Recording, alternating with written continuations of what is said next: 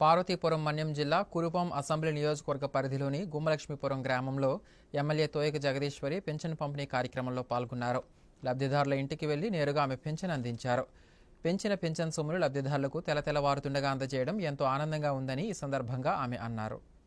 పార్వతీపురం మన్యం జిల్లా కురుపాం నియోజకవర్గంలో తెల్లవారి 5:30 గంటల నుంచి ఇంటింటికి వెళ్లి పెన్షన్ పంపిణీ చేశారు సచివాలయ సిబ్బంది. సచివాలయ సిబ్బందితో పాటు ఎమ్మెల్యే తోయక జగదీశ్వరి కూడా లబ్ధిదారుల ఇండ్లకు వెళ్లి వారికి పింఛన్ సొమ్మును అందించారు. ఈ సందర్భంగా ఆమె మాట్లాడుతూ గతంలో 500 రూపాయలు ఉండే పింఛన్ను 2000కు పెంచింది. ఇప్పుడు 3000 నుండి 4000 పింఛన్ను పెంచిన ఘనత తెలుగుదేశం పార్టీకే దక్కుతుందని అన్నారు. అంతేకాకుండా ఇచ్చిన మాట ప్రకారం గత నెల 3 నెలల బకాయిలను కలుపుతూ 7000 రూపాయలు లబ్ధిదారులకు అందించిన ఘనత కూడా తెలుగుదేశం పార్టీకి దక్కుతుందన్నారు. కురుపాం నియోజకవర్గంలో తెల్లవారి 7 గంటలలోపు 80% పెన్షన్ పంపిణీ పూర్తి చేశామని ఆమె తెలిపారు. నియోజకవర్గంలో పింఛన్ను పంపిణీ చేసిన పలు ప్రాంతాలలో ఎమ్మెల్యే తోయక జగదీశ్వరి పాల్గొన్నారు. ఎమ్మెల్యేతో పాటు తెలుగుదేశం నాయకులు గుమ్మలక్ష్మీపురం మండల కన్వీనర్ పాటి సుదర్శన్ రావు, పోలూరు శ్రీనివాసరావు, రాజేష్, దమయంతమ్మ, చిన్న, రవి తదితరులు పాల్గొన్నారు.